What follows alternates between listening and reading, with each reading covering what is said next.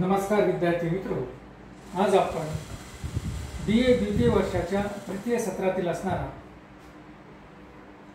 जो काही आपला पेपर आहे भूगोलाचा हवामानशास्त्र, या हवामानशास्त्राच्या संबंधी विचार करणार आहोत किंवा हवामानशास्त्राच्या पेपरचा या ठिकाणी आपण अभ्यास करणार आहोत। मित्रांनो, आपण जर बघितलं तर हवामानशास्त्र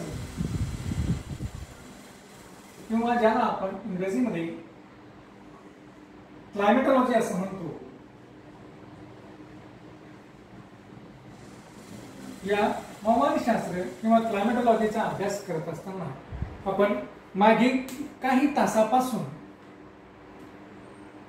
हवामानशास्त्राच्या अभ्यासाला सुरुवात कशी झाली इथपासून तर हवामानशास्त्र आणि वातावरणशास्त्र यातला काय संबंध आहे किंवा हे दोन शास्त्र कशी भिन्न स्वरूपाचे आहे हेही आपण मागील तासामध्ये बघितलेलं आहे। त्याचबरोबर आपण हवामानशास्त्राच्या असणाऱ्या विविध शास्त्रज्ञांनी तयार केलेल्या व्याख्या बघितल्या, कारण आपण बघितलं की हवामानशास्त्राचा ज्या काही विविध व्याख्या आहेत त्या वेगवेगळ्या शास्त्रज्ञांनी वेगवेगळ्या अनुषंगाने केल्या आहे। कारण का तर पृथ्वीच्या पृष्ठभागावरील जे काही वातावरणाची स्थिती आहे किंवा जे काही हवामान आहे हे मुळामध्ये एक गुंतागुंतीची प्रक्रिया या हवामानामध्ये होते, म्हणून व्याख्येमध्ये देखील आपण जर बघितलं तर वेगवेगळेपणा आपल्याला आलेला दिसून येतो।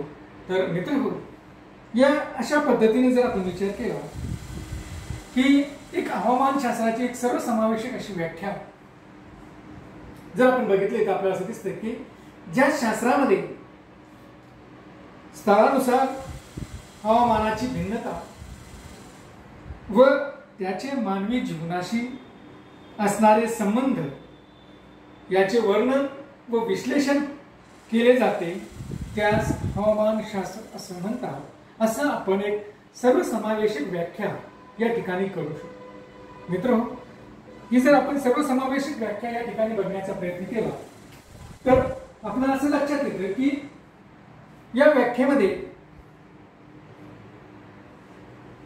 की प्रदेशानुसार किंवा स्थळानुसार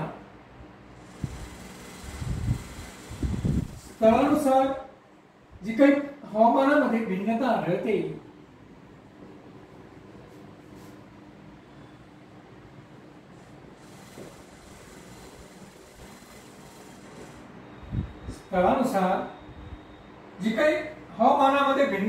कारण आपण जर पृथ्वीच्या पृष्ठभागावर बघितलं तर वेगवेगळ्या भागामध्ये वेगवेगळ्या प्रकारचं हवामान आहे, हे आपण वरकरणी सहजतेने बघू शकतो।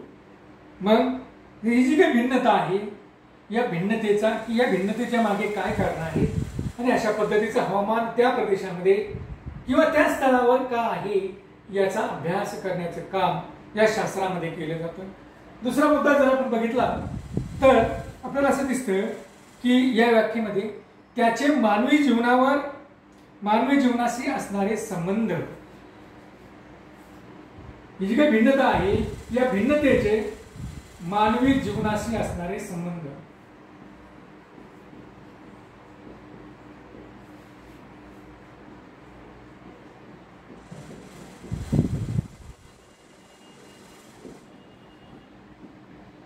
मानवी जीवनाशी कशा पद्धतीने या स्थळानुसार जे काही हवामान बदलतं त्यामुळे जी काही भिन्नता आहे त्या भिन्नतेनुसार जर आपण बघितलं की त्या एखाद्या प्रदेशामध्ये जशा प्रकारचं हवामान असेल त्याचा मानवी जीवनाशी काय संबंध आहे, कशा प्रकारचा संबंध आहे हे आपण या शास्त्राच्या माध्यमातून अभ्यासू शकतो। आणि मग या संबंधाचे वर्णन आणि विश्लेषण,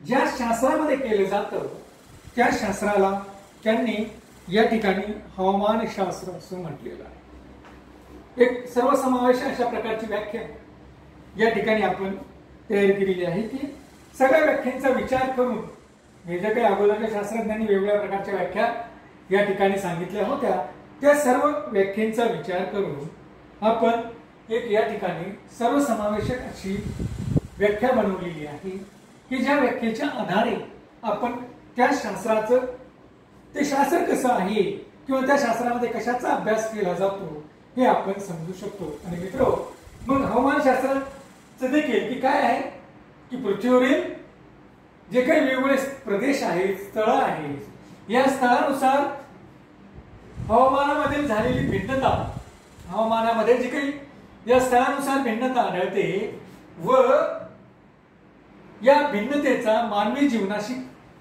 असणारा संबंध यांचे वर्णन व विश्लेषण करणारे शास्त्र म्हणजे हवामानशास्त्र होय, असं या प्रकारची एक सर्वसमावेशक व्याख्या या ठिकाणी तयार झालेली आपल्याला दिसते की ज्याच्या अनुषंगानं या हवामानशास्त्रामध्ये कशाचा अभ्यास केला जातो किंवा हवामानशास्त्र कसं आहे हे आपण या वाक्याच्या अनुषंगानं बघू शकतो. आणि मित्र, मग या ठिकाणी आपण जर बघितलं की स्थळानुसार हवामानामधील भिन्नता, निश्चित स्थळानुसार हवामानामध्ये भिन्नता आहे. साधारणतः आपण पाहतोय की विषुववृत्तीय वेगळ्या प्रकारचं हवामान आहे, उष्ण कटिबंधामध्ये वेगळ्या प्रकारचं हवामान आहे, भूमध्य सागरी हवामान हे वेगळ्या प्रकारचं आहे, म्हणजे त्या ठिकाणी ते वेगळ्या प्रकारचं हवामान ते दिसून येतं. त्यानंतर समशीतोष्ण कटिबंधीय वेगळ्या प्रकारचं हवामान आहे आणि शीतकटिबंधीय वेगळ्या प्रकारचं हवामान आहे. आपण या ठिकाणी धरूया की शीतकटिबंधीय हवामानाचा भाग, मग ही शीतकटिबंधीय हवामानाचा भाग व त्याचा मानवी जीवनाशी असणारा संबंध आपण जर बघितलं मित्र, तर आपल्याला असं दिसतं की शीतकटिबंधीय प्रदेशामध्ये मानवी जीवन जगणं अतिशय कठीण स्वरूपाचं आहे. कारण या प्रदेशामध्ये अन्न, वस्त्र आणि निवारा या मूलभूत गरजांसाठीच मानवाला हवामानाशी झगडावं लागतं, निसर्गाशी झगडावं लागतं. कारण 12 मार्क बर्फाचं आच्छादन असल्यामुळे या भागात कोणत्याही प्रकारच्या वनस्पती अधिक मोठ्या होऊ शकत नाही. जो काही अल्पकाळासाठीचा जो काही काळ उन्हाळ्याचा असतो तेवढ्याच काळामध्ये अल्पजीवी वनस्पती त्या ठिकाणी येतात. म्हणजे या ठिकाणी वनस्पतीच्या माध्यमातून तयार होणार अन्न या ठिकाणी अधिक प्रमाणात मिळत नाही. निवाऱ्यासाठी देखील आपल्याला पाहावं लागेल की त्या ठिकाणी निवाऱ्यासाठी सुद्धा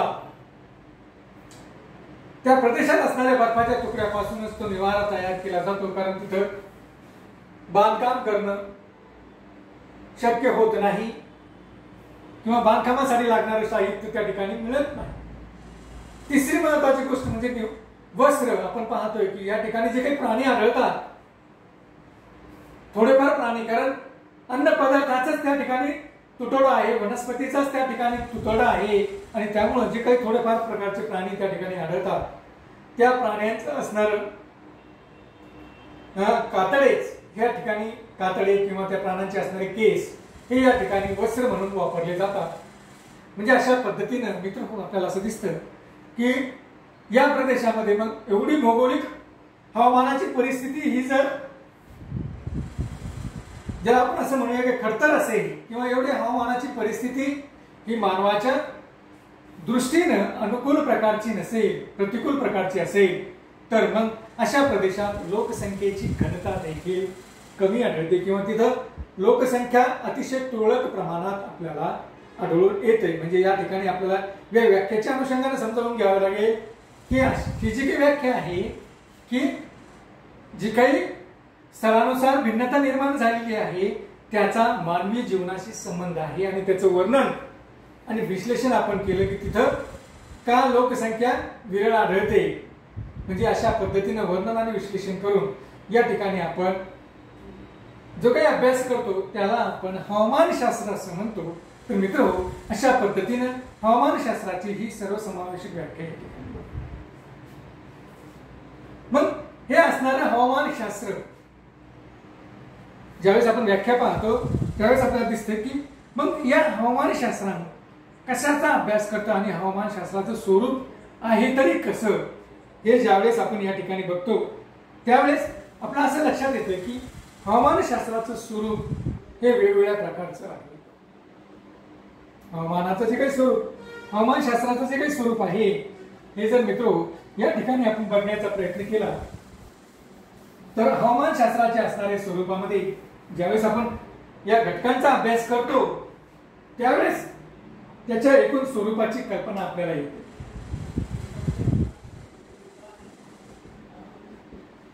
हवामानशास्त्राचे स्वरूप किंवा ज्याला आपण नेचर ऑफ क्लायमेटॉलॉजी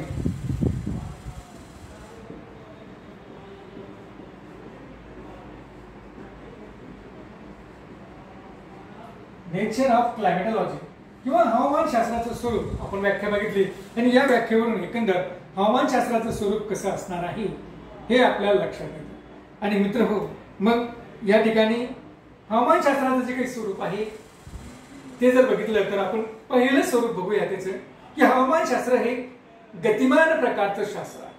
हवामानशास्त्राचं स्वरूप कसं आहे? गतिमान प्रकारचं आहे, गतिमान स्वरूप आहे.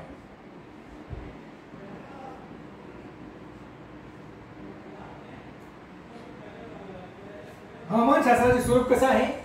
गतिमान स्वरूप आहे. मग आता हे गतिमान स्वरूप म्हणजे कसं आहे हे आपल्याला या ठिकाणी बघावं लागेल.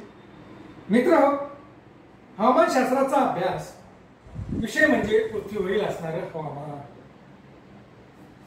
हवामानशास्त्राचा अभ्यास विषय काय आहे तर पृथ्वीवरील असणारं हवामान. आणि पृथ्वीवरील हवामान हे स्थळ आणि काळ यानुसार बदलत असतं. स्थळ बदललं की हवामान बदलतं, काळ बदलला की हवामान बदलतं. म्हणजे स्थळ आणि काळानुसार या हवामानामध्ये बदल हे होत असतात. प्रदेशानुसार व स्थळानुसार बदलणाऱ्या हवामानाच्या स्वरूपाचा मानवी जीवनावर झालेला परिणाम हा आपण हवामानशास्त्रामध्ये अभ्यासत असतो.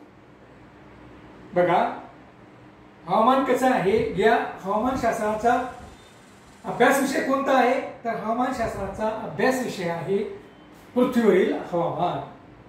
आणि मग पृथ्वीवरील हवामान हे जर हवामानशास्त्राचा अभ्यास विषय आहे तर स्थळानुसार व कालावधीनुसार काळानुसार या हवामानशास्त्रामध्ये या ठिकाणी हवामानामध्ये बदल झालेले आपल्याला दिसून येतात. स्थळ बदललं, काळ बदलला की हवामानामध्ये बदल झालेले आपल्याला दिसून येतात किंवा त्यानुसार हवामान हे बदलतं. मग प्रदेशानुसार व काळानुसार बदलणाऱ्या हवामानाचा मानवी जीवनावर जो काही परिणाम होतो, मानवी जीवनावर जो काही परिणाम होतो किंवा या बदलणाऱ्या स्वरूपाचा मानवी जीवनावर जो काही परिणाम होतो तो त्या परिणामांचा अभ्यास आपण हवामानशास्त्रात करत असतो. मग आपल्याला असं दिसतं की हवामान बदललं की मानवाचं कार्य देखील बदलतं.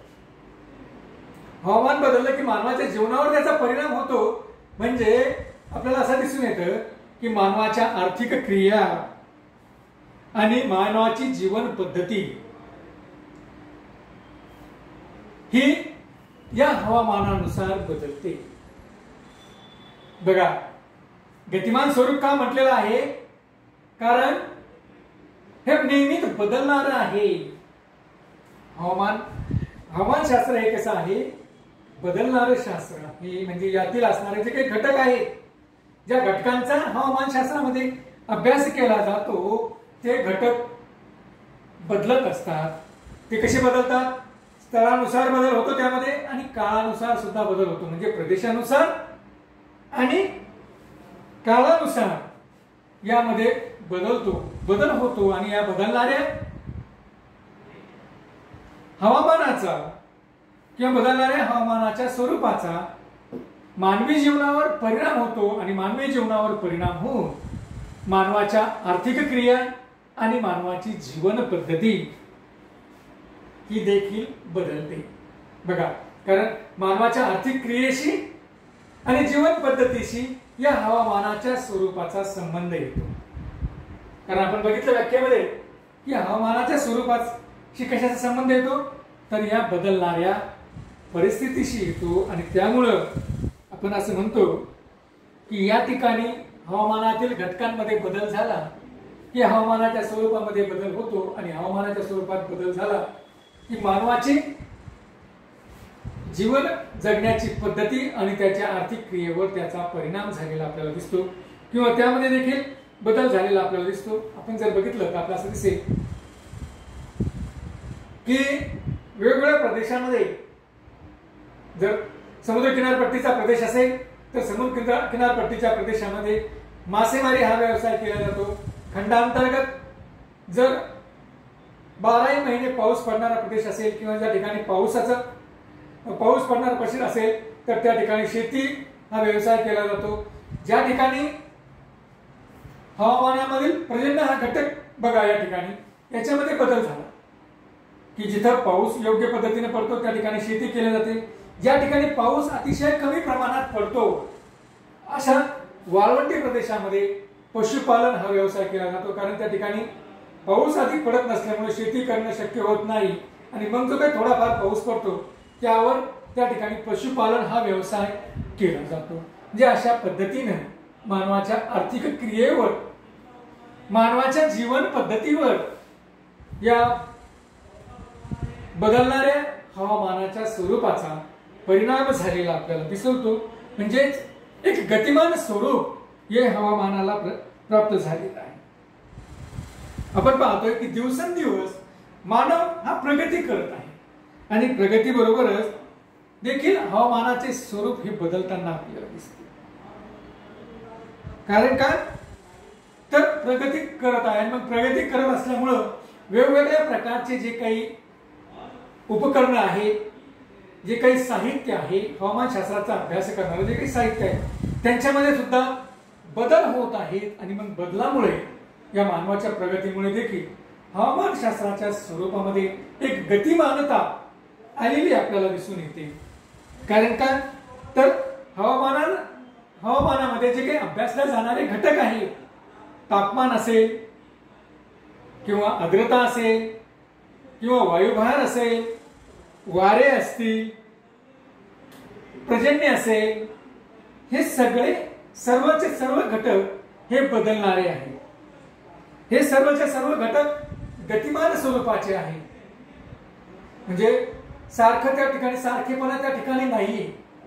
निश्चित आपण पाहतोय की अगदी दिवसाच्या हवामानामध्ये देखील बदल झालेला आपल्याला दिसतो.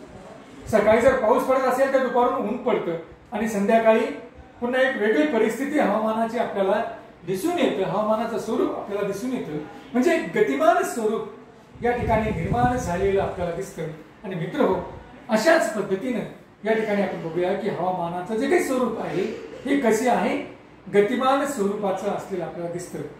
तर मित्र हो, आज आपण या हवामानाच्या गतिमान स्वरूपाबद्दल या ठिकाणी बघितलेलं आहे. येणाऱ्या तासामध्ये हवामानशास्त्राचे जे काही स्वरूप आहे ते कशा कशा पद्धतीचं आहे हे बघण्याचे काम हे आपण पुढील तासामध्ये या ठिकाणी करणार आहोत. धन्यवाद.